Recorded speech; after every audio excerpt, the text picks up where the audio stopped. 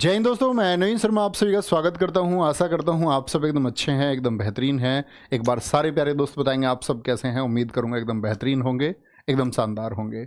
और प्यारे बच्चे, आज हम लोग क्लास में जुड़े हैं कि अभी आने वाला एग्ज़ाम है आपका दिल्ली पुलिस, जो 14 नवंबर से शुरू होने वाला है। तो उसके लिए लगभग 85 दिन शेष हैं और परीक्षा के अंतिम दिन तक हालांकि पढ़ाई नहीं होती। तो बहुत सारे प्रश्न हैं बच्चों के दिमाग में, क्योंकि 50% बच्चे पार्ट है जीएस का। कैसे याद करें, क्या स्ट्रेटजी होनी चाहिए, कितने घंटे पढ़ाई करें, जीएस को कितना टाइम दें, रिवीजन कैसे करें और जीएस को लंबे समय तक कैसे याद करें, करंट अफेयर्स कितना पढ़ें जी, और कब से कब तक का पढ़ें तो कहाँ से पढ़ें और कैसे पढ़ें। उसी तरह से जो हमारे सब्जेक्ट हैं जी, इतना बड़ा सिलेबस होता है, परीक्षा का कम समय होता है, कई बार ज्योग्राफी इतना बड़ा सब्जेक्ट है, इकोनॉमिक्स बहुत टिपिकल सब्जेक्ट है, हिस्ट्री इतना बड़ा सिलेबस है। और बाकी अगर बात करें जीएस का सिलेबस ब्रॉड है, तो क्या पढ़ें, वो सेलेक्टेड टॉपिक्स क्या हो सकते हैं, क्या आपकी प्लानिंग होनी चाहिए, क्या स्ट्रेटजी आपकी होनी चाहिए, ताकि आप बच्चे मैक्सिमम स्कोर कर पाएँ। और कितना स्कोर काफ़ी रहेगा दिल्ली पुलिस में जीएस में आपका, कि आपका सिलेक्शन हो पाए। आज इन सारे टॉपिक्स पर हम बात करेंगे, बारी बारी से बात करेंगे। मैं आपसे सिर्फ इतना बोलूँगा दोस्त, ये स्ट्रेटजी शायद कुछ बच्चे भूल जाएंगे, शायद वीडियो देख करके कल आप अपना ही कोई शेड्यूल फॉलो करें, लेकिन मैं आप लोगों से ये प्रॉमिस करता हूँ, अगर आप इस स्ट्रेटजी को फॉलो करते हैं तो प्रॉमिस टू यू आपको बहुत फ़ायदा होने वाला है। मतलब आप अपने स्कोर को बढ़ा पाएंगे, एनहेंस कर पाएंगे। सिर्फ इसको आप फॉलो कर सकते हैं, लेकिन आपके पास इससे अच्छा कुछ और प्लान हो तो आप उसकी तरफ भी जा सकते हैं। मैं कहूँगा आप इसकी तरफ जाएं। तो कैसे स्कोर की अगर हम बात करेंगे भाई साहब, कि कैसे मैक्सिमम स्कोर करें, उसके लिए सबसे पहले हम जब कभी भी किसी परीक्षा की तैयारी करते हैं दोस्त, हमको पता होना चाहिए कि क्या वेटेज रहा है। जैसे दिल्ली पुलिस 2020 की बात करें, दिल्ली पुलिस 2020 बच्चे टोटल 39 सेट्स हुए, 39 सेट्स आपके हुए, और इन 39 सेट में आपका 1950 क्वेश्चन पूछे गए, क्योंकि हर सेट में आपका 50 क्वेश्चन थे। तो कुल मिलाकर के आपका 1950 क्वेश्चन पूछे गए। और 1950 क्वेश्चन के लिए मैंने रिसर्च की है कि किस सब्जेक्ट से कितने क्वेश्चन अगर हम बात करें पूछे गए। जैसे कि आर्ट एंड कल्चर 156 क्वेश्चन, और मिसलेनियस यानी ये स्टैटिक जीके का पार्ट है सारा। स्टैटिक जीके का टोटल 472 क्वेश्चन, 472 प्रश्न पूछे गए। इसमें सब कुछ है मिसलेनियस में, यानी कि अवार्ड्स हो गए, ऑर्गेनाइजेशन हो गए, आपका स्पोर्ट्स हो गया, इसमें सारा स्पोर्ट्स के इवेंट हो गए, करंट के अवार्ड्स हो गए सारे। इकोनॉमिक्स से आपका बच्चे 187 क्वेश्चन है। मैं सब्जेक्ट वाइज भी बताऊंगा कि कितने क्वेश्चन पूछे जाएंगे। इकोनॉमिक्स से 187 क्वेश्चन पूछे गए। ज्योग्राफी से आपका 204 क्वेश्चन। ये 204 क्वेश्चन का मतलब 39 सेट्स के क्वेश्चन है सभी। ऐसा नहीं कि क्योंकि एक सेट में 50 ही क्वेश्चन आपके आने हैं, तो इतनी समझ आप भी रखते होंगे जी, 204 एक सेट में नहीं पूछेंगे, ओवरऑल 204 क्वेश्चन पूरे दिल्ली पुलिस 2020 के एग्जाम में। पॉलिटी 229 क्वेश्चन, करंट अफेयर्स के 297 क्वेश्चंस, फिजिक्स के आपके बच्चे 63 question, chemistry 52 questions, biology 99 and history 347 questions. तो आप लोग देख पाएंगे कि सबसे बड़े वेटेज के सब्जेक्ट कौन कौन से हो गए। स्टैटिक जीके हो गया आपका, हिस्ट्री हो गया, करंट अफेयर्स हो गया। क्या बोलेंगे, करंट अफेयर। ये तीन सबसे बड़े रहे हैं कब, आपका 2020 में। तो क्या भाई साहब हम ये बात मान लें कि यही सेम पैटर्न आपका 2023 में भी फॉलो होगा? क्या क्वेश्चंस का यही रेशियो रहने वाला है? अगर मैं आपसे बात करूं बच्चे दिल्ली पुलिस के इतिहास की, हिस्ट्री की, कि 2017 आप देखेंगे करंट अफेयर्स को बहुत ज़्यादा पूछ लिया, 2020 में करंट अफेयर्स को कम किया, स्टैटिक को ज़्यादा पूछ लिया, तो दिल्ली पुलिस किसी एक सब्जेक्ट को पकड़ती है। एसएससी का भी लगभग यही पैटर्न रहा है। और अगर मैं पैटर्न की बात करूं तो इस सब्जेक्ट का ज़्यादा आना तो तय है, स्टैटिक जीके आएगा, बाकी किसी में वेरिएशन में देखने को मिल सकता है। जैसे हम लोग सब्जेक्ट वाइज की बात करें बेटा, ये डेटा जो है मेरे भाई, ये डेटा हमारा शिफ्ट वाइज भी है। ये मैं एप्लीकेशन पे आप लोगों के लिए डेटा डलवा दूंगा, वहाँ आप एप्लीकेशन पे देख सकते हो शिफ्ट वाइज कितने क्वेश्चन पूछे गए। जैसे 27 नवंबर दिल्ली पुलिस का एग्जाम शुरू हुआ था, हिस्ट्री के 8 क्वेश्चन थे, ज्योग्राफी के 5 क्वेश्चन थे, स्टैटिक के 11 क्वेश्चन थे, पॉलिटी के 6 क्वेश्चन, साइंस के तीनों साइंस के 7 क्वेश्चन, करंट अफेयर्स के 8 और इकोनॉमिक्स के 5। इसका भैया कोई मतलब है क्या 2023 में? इस टेबल की अगर हम बात करें, क्या यही टेबल के अनुसार प्रश्न पूछे? ऐसा बिल्कुल नहीं है। ये क्वेश्चन प्लस माइनस देखने को आपको मिल सकते हैं कि, और हम लोग अपनी तैयारी उसी एक आधार से करेंगे कि कुछ ऊपर नीचे भी पूछा जाएगा। तो बाकी आप देख सकते हैं स्टैटिक का एक रेशियो बढ़ता रहा। इवन आप देखोगे 20 तक क्वेश्चन पूछे गए हैं, 20 तक। ये शिफ्ट 2 है आपका 28 नवंबर की, ठीक है। उसी तरह से ये शिफ्ट वाइज है, ये एप्लीकेशन पे आपको मिल जाएगा, आप ये डेटा देख सकते हैं। हालांकि इस डेटा का कोई मतलब नहीं है अब आपके इस एग्जाम में। इस डेटा से मैं बस एक बात आपको समझाना चाहूँगा जो यहाँ आपको समझनी होगी। भाई साहब सीन 2 एक बार लगा देना ताकि बच्चों को ये क्लियर दिख पाए। ये दिख पा रहे हैं आप लोग? एक बार मुझे बताना आप लोग ये देख पाएँ, क्योंकि ये बेहद ज़रूरी है। और इसके स्क्रीनशॉट्स आप लोग लेना, और आपके टेबल पे एक प्रिंट आउट होना चाहिए कि ये टॉपिक्स हम लोग अब तक पढ़ चुके हैं या नहीं। भाई साहब पेपर में, एग्जाम में टॉपिक्स पढ़े बगैर मत जाना, ठीक है। सीन 2 लगाएंगे और एक बार देखेंगे। देखो, देख पा रहे हैं जी? नहीं दिख रहा है? बच्चे कह रहे हैं नहीं दिख रहा है, और जूम कर लेते हैं थोड़ा सा, दिखना चाहिए, ठीक है। ये देखो अब दिखना चाहिए। अब भी नहीं दिखे तो भाई साहब फिर आपके फोन को दिक्कत है, क्वालिटी बढ़ानी पड़ेगी। ये पहला सब्जेक्ट है यहाँ पर स्टैटिक जीके। इसके क्वेश्चन 12 से 13 क्वेश्चन, जो इस बार हम एक्सपेक्टेड मान के चल रहे अपनी तैयारी में कितने प्रश्न पूछे जाएंगे, ठीक है। पहला टॉपिक क्लासिकल डांस। हमेशा ये लिस्ट आपके पास होनी चाहिए कि ये मैं पढ़ चुका हूं या नहीं, एग्जाम देने तब जाना, नहीं तो आप बच्चे दावेदार नहीं बचेंगे, अच्छे कंटेस्टेंट नहीं होंगे, एक अच्छे प्रतियोगी छात्र आप नहीं बचेंगे। Festivals, musical instrument, painting. अगर मैं इसमें आपको बता दूं एक बार बता दूं, क्लासिकल डांस मोस्ट इंपोर्टेंट, मैं आई बना देता हूं, फोक डांस मोस्ट इंपोर्टेंट। ये टॉपिक तो पढ़नी है, इसमें भी आप लोग प्रायोरिटी पर किसको रखें? म्यूजिकल इंस्ट्रूमेंट और फेस्टिवल, 4 टॉपिक ये बिल्कुल कमजोर नहीं छोड़ने। फोक आर्ट है, मार्शल आर्ट है, अवार्ड्स हैं, डेज हैं, इंटरनेशनल ऑर्गेनाइजेशन है, नेशनल पार्क है, ठीक है। मेजर साइट आपका, यानी कि जो यूनेस्को और रामसर की साइट है, आपको क्लास में मैं पढ़ाऊंगा। टेम्पल, स्पोर्ट्स बहुत इंपॉर्टेंट टॉपिक है। नेबरिंग कंट्रीज, यानी कि भारत के पड़ोसी देश जो हैं उनसे भी क्वेश्चन पूछा जाएगा। पड़ोसी देशों से भाई साहब मतलब है उनकी ऊंची चोटी, लंबी नदियाँ, कौन से देश की भारत से सीमा मिलने का, वहाँ के राष्ट्रीय पशु वगैरह, ये सब प्रश्न पूछे जाएंगे। इकोनॉमिक्स में ये टॉपिक पढ़ के जरूर जाएं। सेक्टर ऑफ इकोनॉमी, जो आप अर्थशास्त्र को बांटते हैं, बीच बीच में दिखाते रहो, सीन 2 को हटाते भी रहो, दिखाते भी रहो। नेशनल इनकम है आपका, बैंकिंग को पढ़ना है आपको, यानी कि रिजर्व बैंक ऑफ इंडिया और भारत के जितने भी राष्ट्रीय बैंक हैं।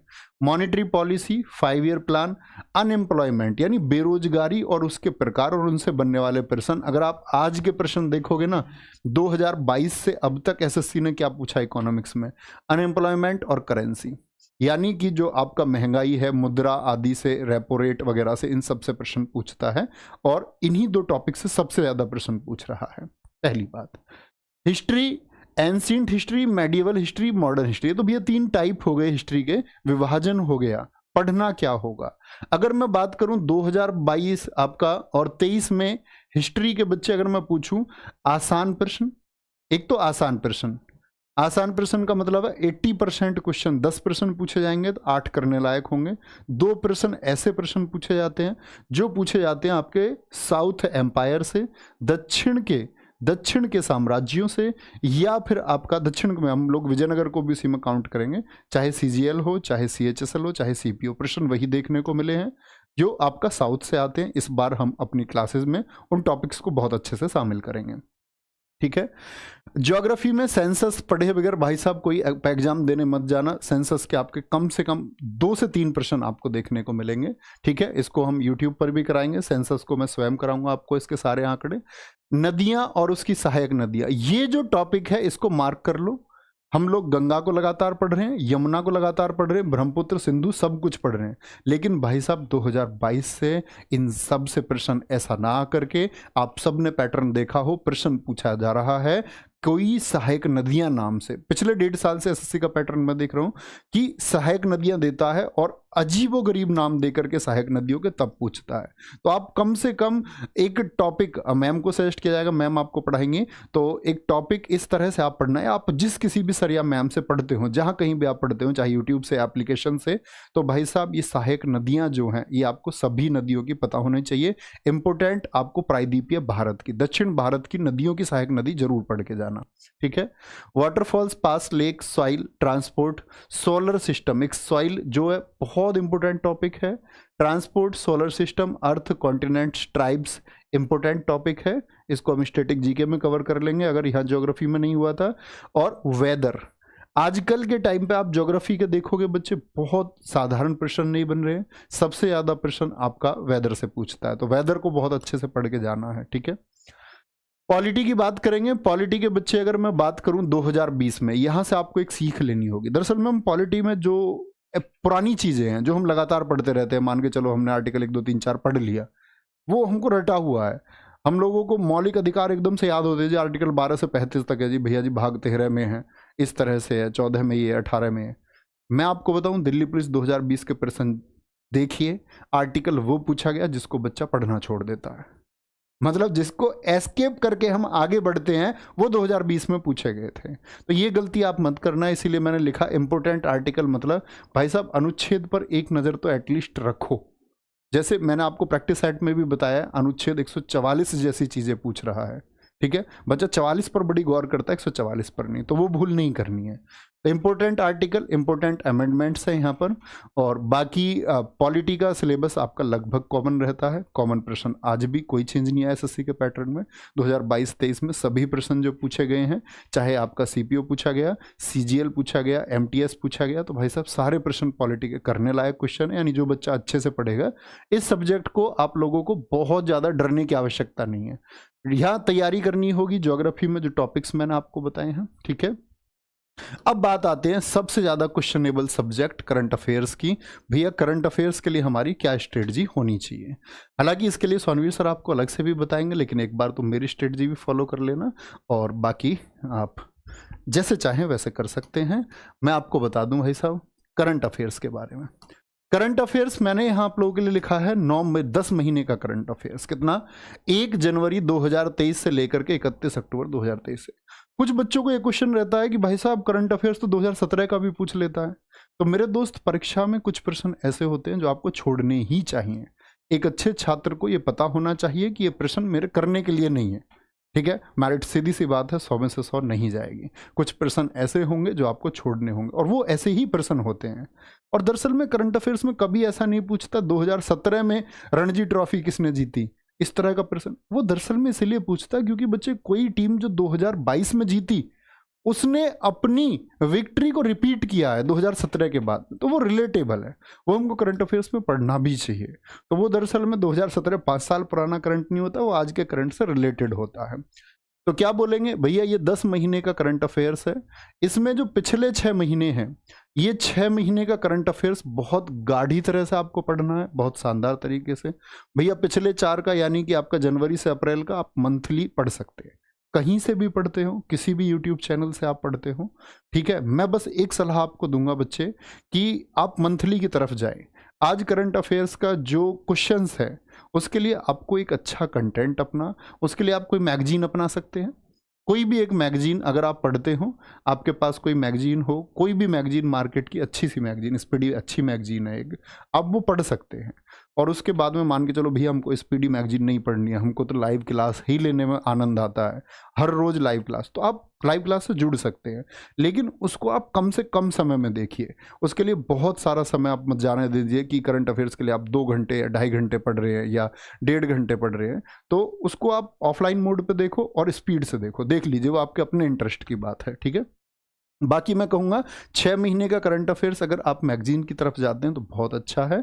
लेकिन मंथली क्लास, किसी भी चैनल को आप फॉलो करते हैं, मंथली क्लास प्यारे दोस्त जरूर देखिए, और एक से ज़्यादा क्लास देखिए, एक से ज़्यादा चैनल की। मान के चलो जनवरी के करंट अफेयर्स की कुछ क्लासेस पड़ी हुई हैं, लगभग ज़्यादातर सेम ही होती है, फिर भी आप एक से ज़्यादा क्लासेस देख लीजिए, ठीक है। आगे आएंगे फिजिक्स, बच्चे कॉमन है, unit and measurement, work, energy, motion, power, sound, light, gravitation और इन्वेंशंस। सबसे इंपॉर्टेंट इन्वेंशंस आपका लाइट में भी बच्चे लेंस पढ़ के बगैर मत जाना एग्जाम में, लेंस जरूर पढ़ के जाना, ठीक है। उनसे इमेज कैसी बनती है, क्या होता है आपका कॉन्वेक्स कॉनकेव, आपका मायोपिया, हाइपरमेट्रोमिया, ये सब पढ़ के जाना एक बार, यानी लेंस पढ़ के जाना। केमिस्ट्री की अगर हम बात करेंगे, केमिस्ट्री में स्क्रीनशॉट ले रहे हैं ना सभी बच्चे, एक बार यस करके बोल दो तो मुझे पता चलेगा कि हाँ ये आप फॉलो कर लेना ब्लाइंडली। मैं कहता हूं कि आपको बहुत सारा फायदा एग्जाम में होगा। पीरियोडिक टेबल पढ़ लेना भैया, पीरियोडिक टेबल बहुत इंपॉर्टेंट है। आज पीरियोडिक टेबल में मैंने तुमको बताया जो लैंथेनाइड और एक्टेनाइड एलिमेंट्स हैं, तो वो सब आपका आप देखोगे 100 के बाद शुरू हुए, और मैंने कहा कि वो साइंटिस्ट के नाम पर है। आजकल क्वेश्चन ऐसे पूछ रहा है पीरियोडिक टेबल से 101वां परमाणु क्रमांक कौन सा है, ठीक है। आपका पूछ लेगा 104वां परमाणु क्रमांक वैज्ञानिक रदरफोर्ड, तो ये साइंटिस्ट के नाम पे कुछ एलिमेंट्स बनाए गए। इनसे पिछले 1.5 वर्ष से एसएससी बहुत क्वेश्चन पूछ रही है, ठीक है। तो पीरियोडिक टेबल को ध्यान से पढ़ना। जैसे अभी एसएससी सीजीएल 2023 में हम लोग हैलोजन पढ़ते रहते लगातार 17, तो उन्होंने ग्रुप के नाम में पूछ लिया कैल्कोजन कौन से को बोलते हैं, 16 कैल्कोलेजन। इस तरह से आपको पीरियोडिक टेबल की एक बारीकी स्टडी करनी होगी। केमिकल फार्मूला पढ़ के जाएं कम से कम, इंपोर्टेंट 50 फार्मूला, चाहे आपका फेरिक सल्फेट वगैरह, ये जितने भी फार्मूले हैं, आपका सोडियम बाइकार्बोनेट, सोडियम कार्बोनेट बार बार रिपीट होते हैं। केमिकल नेम हो गए आपका, एसिड और बेस पढ़ के जाएं। सबसे इंपॉर्टेंट टॉपिक आज का आपका रिएक्शन एंड देयर टाइप, यानी सभी प्रकार की अभिक्रियाएं और कितने प्रकार की होती है, चाहे आपका बच्चा ऑक्सीकरण हो, चाहे अवकरण हो, चाहे ऊष्माक्षेपी अभिक्रियाएं हो, इस प्रकार की अभिक्रियाओं को और उनको पढ़ के जाना जरूर एक बार, ठीक है। फिर आएगा आपका बायोलॉजी। मैंने आपको बता दिया तीनों के तीनों साइंस में सबसे ज्यादा वेटेज भाई साहब बायोलॉजी का रहता है, यानी कि फिजिक्स और केमिस्ट्री को मिला के जितने प्रश्न पूछे जाएंगे उतना अकेले बायोलॉजी से। आप सब लोगों के क्वेश्चंस भी मैं लास्ट के 5 मिनट में लूंगा, अभी आप सुनेंगे ये ध्यान से, ठीक है। डिसीज, विटामिन, नर्वस सिस्टम, आपका नर्वस सिस्टम के बाद में digestive system, hormones, skeletal system, यानी कि आपका खोपड़ी वाला, स्केलेटल मतलब कंकाल जो है। बॉटनी सबसे इंपॉर्टेंट, वनस्पति विज्ञान यानी जो पादप विज्ञान है, पादपों से एक प्रश्न आना तय है। ब्लड बच्चे पढ़ेंगे बहुत अच्छे से, टॉपिक प्रश्न आना तय है। बाकी हार्मोन्स, पाचन तंत्र हो गया, तंत्रिका तंत्र हो गया, विटामिन, उनके रासायनिक नाम, ये हम सब पढ़ते ही हैं। डिसीज, चाहे आपका बैक्टीरियल डिसीज हो, चाहे आपका वायरस डिसीज हो, चाहे फंगल डिसीज हो, ये सब पढ़ के जाना एक बार बहुत अच्छे से। तो ये आपका सब्जेक्ट आपको क्लियर हुए होंगे कि कौन कौन से टॉपिक हमको पढ़ने हैं, और इसके अलावा के जो भैया टॉपिक आपने नहीं बताए हैं उनको क्या छोड़ सकते हैं। आपका भरोसा करके क्या आप जिम्मेदारी लेते हैं कि जो टॉपिक्स इस बोर्ड पे नहीं लिखे वो ना पढ़ें? मैं जिम्मेदारी लेता हूं दोस्त, ना पढ़ो। अगर सिलेक्शन लेना चाहते हो तो क्या छोड़ना है वो पढ़ने से ज़्यादा सीखिए कि हमको क्या पढ़ना होगा, ठीक है। और साथ में ये भी हमको जानना होता है कि क्या छोड़ना होगा। ये अच्छा प्रतियोगी छात्र आपको बनाता है। प्रश्न सबसे बड़ा है जीएस में कितना स्कोर करना होगा जो हमको सिलेक्शन के लिए पहुंचा दे। तो दोस्त मैं तुमसे कहूंगा कि भाई साहब सोचनो मत इस बारे में, कुछ भी मत सोचना। आप हर रोज अपनी तैयारी को बेहतर बनाते रहिए। ऐसा भी हो सकता है कि परीक्षा में 20 ही प्रश्न आपको ऐसे मिले जो कर पाए, और जो सबसे ज्यादा 20 कर देगा, भाई ऐसा हो सकता है ना मैथ रीजनिंग आसान आ जाए, वहां आप बच्चा 39 कर रहा है 40 में से, कंप्यूटर ऐसा आ जाए बच्चा 8 कर रहा है 48, और इधर 20 ही करने लायक है, यानी 68 पर ही सिलेक्शन के आसार बन जाए, हो सकता है। तो आपके सोचने से हम लोग लगातार तैयारी करके अपनी बहुत सारी एनर्जी इस बात में लगा देते हैं जी इतना स्कोर करना होगा। मैं कहूंगा भाई साहब कोई आइडिया ही मत लगाओ, आप अपनी तैयारी को बेहतर करो। सिर्फ आपका फोकस कर होना चाहिए किस बात पर? खुद की तैयारी को हर रोज बेहतर करने पर, ठीक है। कौन सी किताबें पढ़नी होंगी? कुछ बच्चे ऐसे होंगे जो बोलेंगे भैया यूट्यूब से हमसे नहीं पढ़ा जाता है, एप्लीकेशन से हम नहीं पढ़ सकते। दोस्त किताबों की बात करूं, एक जर्नल बुक आपके पास कोई जीएस की होगी, किसी के पास भी, जैसे आजकल बच्चे बहुत सारे लुसेंट से पढ़ते हैं, हर किसी के पास होती है। लुसेंट हो सकती है आपका हमारी आपका जो येलो बुक है, येलो बुक हो सकती है। मनोहर की बुक आती है बच्चे, वो हो सकती है।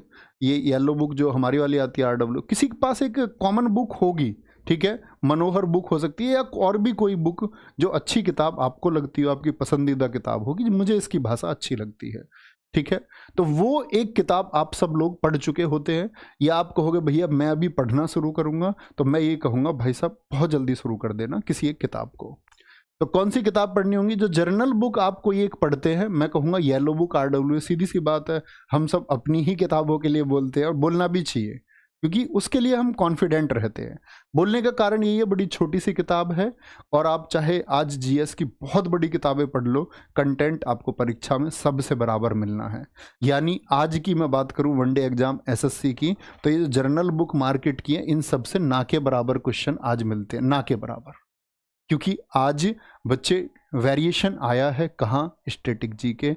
मैं कहूँगा भाई साहब ये किताब आप अगर दिल्ली पुलिस देने जा रहे हो तो ये आपकी टेबल पर होनी चाहिए, आपकी टेबल पर ये किताब हर हाल में होनी ही चाहिए।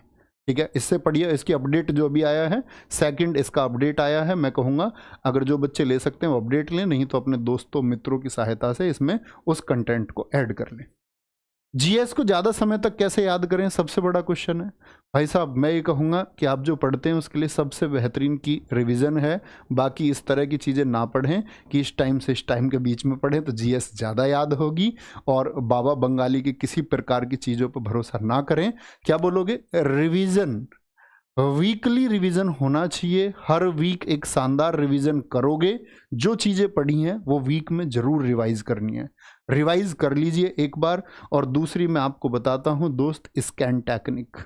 बहुत सारे बच्चे, कितने बच्चों ने इसको आज तक इस्तेमाल किया हो एक बार बताएंगे। मैंने तुमसे कहा था ये अपनी एक टेक्निक रही, स्कैन टेक्निक। एक पेज पढ़ा, कोई भी एक टॉपिक पढ़ लिया, मान के चलो हमने भारत के बारे में पढ़ा। हम लोग पढ़ते उत्तर से दक्षिण भारत 3214 है, पूर्व से पश्चिम 2933 किलोमीटर है, इसका पूर्वी बिंदु कुबिथु है आदि आप पढ़ते हैं, पश्चिमी बिंदु गुहारमुड़। तो जो दोस्त आपने नोट्स बनाए हैं उसको एक बार बड़े शांति से बैठ के बोलने का प्रयास करिए, आंख बंद करके, कि आपने इस पेज की पहली जो शुरुआत की थी वो और अंतिम कहां पर है, क्या क्या आपने इसमें पढ़ा। बहुत सारे पॉइंट्स आपके छूटेंगे, नो डाउट, आप नहीं बोल पाएंगे, लेकिन मेरे दोस्त फिर आंखें खोलिए, एक बार ध्यान से पढ़िए, फिर मेमोराइज करिए और बोलने का प्रयास कीजिए। ये स्कैन टेक्निक है, जिस दिन आप बोल पाओगे वो चीज़ स्थायी हो जाएगी, कभी नहीं भूलोगे। स्कैन टेक्निक जो नहीं इस्तेमाल करते आज से ही इस्तेमाल करना शुरू कीजिए। आपको मेरे दोस्त बहुत फायदा आपकी परीक्षा में पहुंचाने वाली है। किसी भी एग्जाम के लिए GS, scan technique is the best way. इससे बेहतर कोई तरीका नहीं है। आप जो भी पढ़े आंखें बंद करें, मेमोराइज करें कि क्या पढ़ा है, उसको बोलने का प्रयास कीजिए और देखना चमत्कार बन के तुम्हारे लिए काम करेगा। जीएस की प्रैक्टिस कैसे करें जी? जीएस हम पढ़ेंगे भैया, 50 नंबर का सब्जेक्ट है, तो मैथ की प्रैक्टिस हम करते हैं, बहुत सारा कंटेंट होता है मार्केट में। रीजनिंग के लिए भी भैया हम प्रैक्टिस सेट लगा लेते हैं। भाई साहब जीएस की प्रैक्टिस के लिए अगले महीने बुक आएगी हमारी, शायद 15 के आसपास तक आ जाएगी। और 15 के आसपास तक जब हमारी बुक आ जाएगी, उस क्या बुक है उसमें लिखा, अभी ये उसका मॉडल नहीं है, ये मैंने ऐसे ही बनवाया है। इसमें प्रीवियस ईयर लगभग 5 साल का एसएससी ने जो पूछा है वो सारे प्रश्न, उनका एक एक्सप्लेनेशन, ऐसे नहीं कि सिर्फ उत्तर है, एक्सप्लेनेशन है, एक्सपेक्टेड क्वेश्चन क्या हो सकते हैं। और सिर्फ प्रीवियस नहीं, इसमें मैं स्वयं इसको तैयार करा रहा हूं, एक्सपेक्टेड क्वेश्चंस क्या हो सकते हैं। इसके लिए हम एक किताब तैयार कर रहे हैं जो अगली 15 को आएगी। भैया ऐसी कोई और किताब हो सकती है? देखो मार्केट में और किताबें चलती हैं, जैसे घटना चक्र एक अच्छी किताब है, लेकिन नंबर ऑफ क्वेश्चंस कम है। उससे अच्छी किताब मार्केट में बन के उभरी है, एक अगर किसी बच्चे के पास है तो वो हमारी किताब ना खरीदे, कोई दिक्कत नहीं। पिनेकल अच्छी बुक है आज के एसएससी की तैयारी कर रहे छात्रों के लिए, क्योंकि उनका प्रीवियस ईयर क्वेश्चन मार्केट में पहले से है। हम उसमें ऐड क्या करने जा रहे हैं, प्रीवियस ईयर के साथ साथ हम उसमें एक्सपेक्टेड भी, यानी जरूरी नहीं है प्रीवियस रिपीट हो, क्या और संभावना हो सकती है, हम ये भी ऐड ऑन करने जा रहे हैं। तो पिनेकल है आपके पास, आप वो पढ़ते हैं तो अच्छी किताब है, वो भी ज़्यादातर बच्चों के पास आज होती है। 3 बजे के प्रैक्टिस सेट के बारे में बहुत सारे बच्चों के क्वेश्चन है। भैया हम बैच से जुड़ गए, परिश्रम बैच 2.0 हमने ले लिया, ठीक है। और हम लोग अभी तक आपका परिणाम बैच से पढ़ते आ रहे थे। कितने बच्चे, मेरे हिसाब से सभी बच्चे शायद जीएस के इस प्रैक्टिस सेट को कर रहे होंगे, क्योंकि पहली क्लास को लगभग परीक्षा तक 2-3 मिलियन बच्चे देख लेंगे। तो आप सोच सकते हैं इसी एक प्रैक्टिस सेट पर कितना कंपटीशन है। 3 बजे का जो ये प्रैक्टिस सेट है भाई साहब, मैं कहूँगा इसके बगैर परीक्षा मत जाना, करके जाना प्लीज, रिक्वेस्ट है। ऐसे लिए नहीं कह रहा हूँ कि मेरी क्लास है तो करके जाओ, मैं ये बोल रहा हूँ कि ये एसएससी के किसी भी एग्जाम के लिए एक बहुत शानदार क्लास है। सिर्फ दिल्ली पुलिस नहीं, आप कोई भी एग्जाम देंगे तो ये क्लास आप करके जाए। और यहाँ हमने फोकस किया था दिल्ली पुलिस परीक्षा को, तो इसलिए बोल रहा हूँ। प्रैक्टिस सेट कब तक चलेगा? आपकी परीक्षा के लगभग 1 वीक पहले तक चलेगा, जब तक हमारी गागर में सागर नहीं आ जाएगी। तो आप अपना टाइम बना के डेली एक सेट इसका लगाते रहिए, सेट 1 से। नहीं शुरू किया तो शुरू कीजिए, बात से मत घबराइए कि भैया 60 प्रैक्टिस सेट उसमें हो चुके हैं, मैं नहीं कर पाऊंगा। मेरे दोस्त, कोई भी चीज़ आप तब कर पाएंगे जब आप शुरुआत करेंगे, क्योंकि बैठ के सोचते रहेंगे तो कुछ नहीं होगा। ये 3 बजे का सेट आपका परीक्षा तक चलेगा, जरूर करना है। अब बात आ गई, भैया बता तो बहुत कुछ दिया, ये करना है वो करना है, बात है कि हमारे पास घंटे कितने हैं, कितने घंटे पढ़ना होगा। मैं बच्चे आइडियल आवर्स मानता हूं, आइडियल आवर्स मानता हूं मैं 10 घंटे। इससे प्लस माइनस आप कुछ कर सकते हो। अच्छे छात्र शायद इससे 1 घंटा 2 घंटा कम पढ़ें। जो बच्चों को लगता है कि मेरी तैयारी में कुछ कमी है, वो शायद इससे 1-2 घंटे ज़्यादा पढ़ें, ऐसा हो सकता है। तो आइडियल टाइमिंग एक 10 घंटे ले लेते हैं। सबसे बड़ी बात, बच्चा गलती क्या करता है। मैं बहुत सारे बच्चों से बात करता हूं तो हमेशा एक ही गलती देखने को मिलती है। मैं बच्चों से पूछता हूं, भाई साहब जीएस कैसी है आपकी? कहते भैया जीएस में तो हाल बेकार है। मैंने कहा मैथ? बोले मैथ में भी हाल बेकार है। मैंने बोला रीजनिंग? बोला रीजनिंग बड़ी अच्छी है, बड़ा अच्छा स्कोर है रीजनिंग में, कोई दिक्कत नहीं है। क्योंकि रीजनिंग यही आपको समझना होगा। जो बच्चे सेलेक्ट होंगे उनकी बात नहीं कर रहे हैं, जो अभी परीक्षा में असफल रह जाएंगे, हो सकता है आगे आने वाली परीक्षा में वो भी सफल हो। हम बात करें जो इस परीक्षा दिल्ली पुलिस में सफल होंगे, उन सब की रीजनिंग मेरे दोस्त बेहतर होगी, उन सब का गणित बेहतर होगा। तो मैंने बहुत सारे बच्चों से ऐसे भी बात की जो गणित और रीजनिंग दोनों अच्छे बताते। मैंने कहा क्यों अच्छे हैं? तो कहते हैं जी ज़्यादा दिन जो है, हम दिन में अगर बात करें ज़्यादा घंटे मैथ और रीजनिंग ही पढ़ते हैं। मैथ और रीजनिंग कितने घंटे मैथ पढ़ते? बोले 4 घंटे प्रैक्टिस कर लेता हूँ मैथ की। ये सबसे बड़ी गलती होती है हमको, और हमको सिलेक्शन से दूर करने वाली चीज़ भी यही होती है। हमेशा कोई भी एग्जाम देने जाएं, अभी हम दिल्ली पुलिस की बात कर रहे हैं, तो दिल्ली पुलिस में भाई साहब आप लोगों को पता है 25 क्वेश्चन रीजनिंग के हैं, और समझना मेरी ये बात, 15 क्वेश्चन आपके बच्चे मैथ के हैं, और आप लोग जानते हैं 50 क्वेश्चन आपके जीएस के हैं, और 10 क्वेश्चन आपके कंप्यूटर के हैं। गलती क्या करेंगे आप? गलती करेंगे कि 50 क्वेश्चन मतलब 50%, मतलब तैयारी का 5 घंटे पढ़ना ही होगा। 5 घंटे 12 घंटे पढ़ते हो तो 6 घंटे जीएस पढ़नी होगी। ये आपको सिलेक्शन की तरफ लेके जाएगी। ये नहीं करोगे तो गलती करोगे। 15 क्वेश्चन भैया मैथ के हैं, तो मैथ तो भैया 1/6 हो गया लगभग, तो तैयारी का 1/6 ही करें। देखो ये आप लोगों का कमजोर हो सकता है। रीजनिंग एक आसान विषय है, 1/4 है, तो भैया 1/4 क्या 2.5 घंटे हम रीजनिंग को पढ़ें? बच्चा ये बात आप भी जानते हैं, 2.5 घंटे रीजनिंग के लिए बहुत ज़्यादा समय है। अगर आप इसको 1.5 घंटा करके भी इसका 1 घंटा मैथ पे शिफ्ट कर दीजिए ना, इसके वाले 1 घंटे को, क्योंकि ये आसान विषय है, इसमें बहुत ज़्यादा एनर्जी की ज़रूरत नहीं है, इसका समय बचाकर इस पर शिफ्ट कर दीजिए। कंप्यूटर आप पढ़ेंगे तो 30 से 40 दिन में बहुत अच्छा पढ़ सकते हो, बहुत शानदार पढ़ सकते हो। उसको ख़त्म करके उसके 15 मिनट डेली रिवीजन के बचाइए, उस समय को भी आप मैथ पर बाद में शिफ्ट कर सकते हैं। तो कभी भी कोई एग्ज़ाम देने जाओ, उस सब्जेक्ट का रेशियो क्या है, उसी रेशियो से तैयारी करो। और ये बात कभी भूलना मत कि ये रेशियो हमारा होना ही चाहिए। और बच्चे, अभी जो आपका 85 दिन बचा हुआ है, उसके लिए प्लान कीजिए। स्टडी अपना टाइम टेबल स्वयं का बनाइए, किसी और का टाइम टेबल आप फॉलो नहीं कर सकते हैं।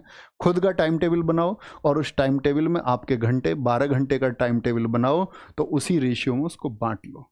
जो सब्जेक्ट पर आपकी कमांड अच्छी है उसको थोड़ा कम समय दे सकते हैं, जिस पर कमांड कम है उसको थोड़ा ज़्यादा समय दे सकते हैं, लेकिन फॉलो इसी रेशियो में करो, ठीक है।